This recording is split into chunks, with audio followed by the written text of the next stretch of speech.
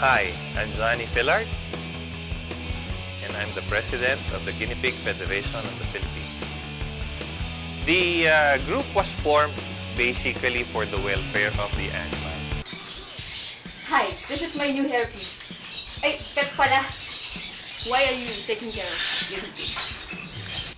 Guinea pigs have been tagged as a pet with A+ personality. You noticed they just stay in one place and are very docile. When people think of guinea pigs, they think lab rats. But that is not the case, as Johnny would explain. You have the basic white and the red eye.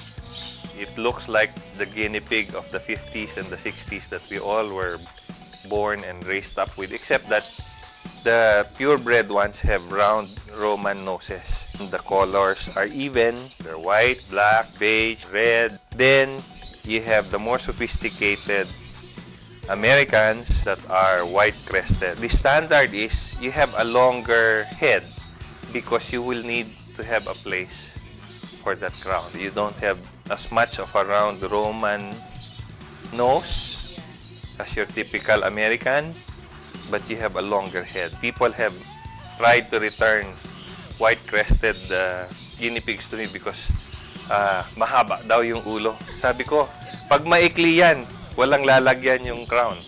No? So you have to understand what you are buying. In the short-haired varieties, you have the Abyssinians. We have a tricolor rainbow Abyssinian. That's lilac, red, and white. You have an American black roan. Roan, meaning there's white hair interlaced through its solid color.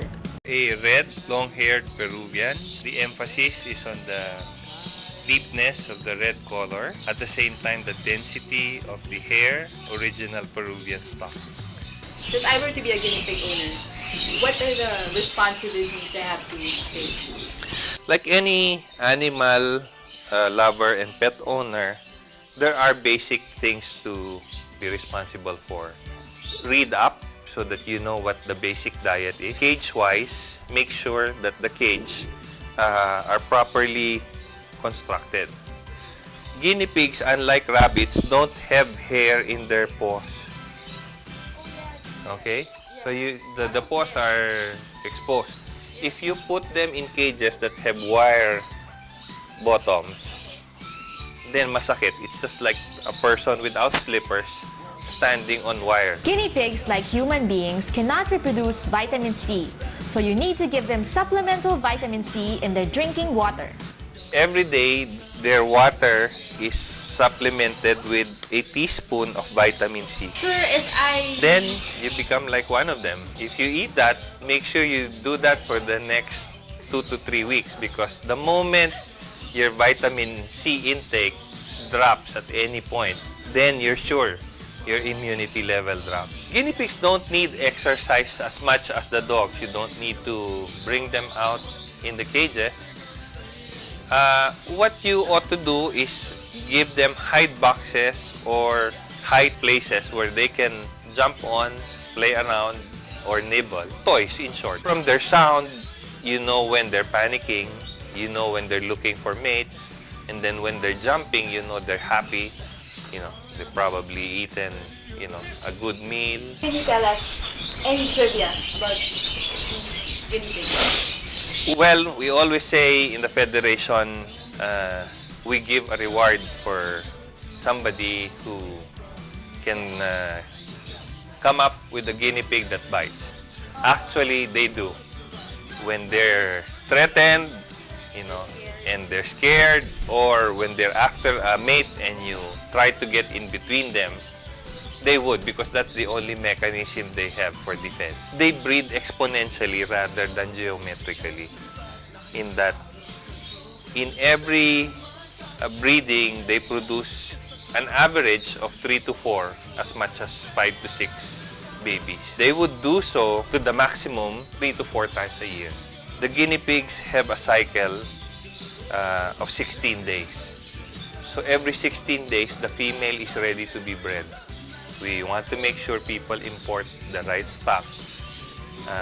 We promote shows so that people are conscious of the right standards. We are affiliated with the American Cavy Association and the American Rabbit Breeders Association, which is their parent organization, and we adhere to their standards. Standards meaning that the guinea pigs would end up looking like guinea pigs, unlike before when people bred guinea pigs indiscriminately and they end up looking like this.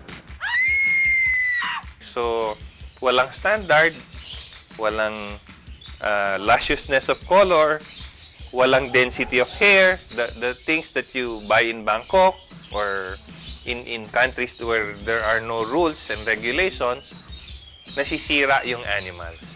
The federation aims to inform the buyers. So when they start buying, they start choosing. When they start choosing, the market and the vendors start making sure that what they sell is right.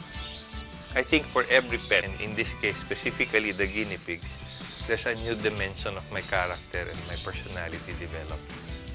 And I thank you for giving me the chance to share it with you.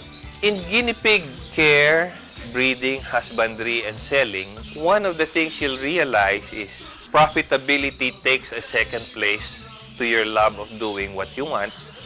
And along the lines, you meet people that really have the heart into taking care of them. The quality that you see there is not born out by the intention of making money out of them, but rather spending the time, the resources, and other people in order to find out what they really need, how to make them happy, what to provide them for. So it's very clear that everything starts from the heart.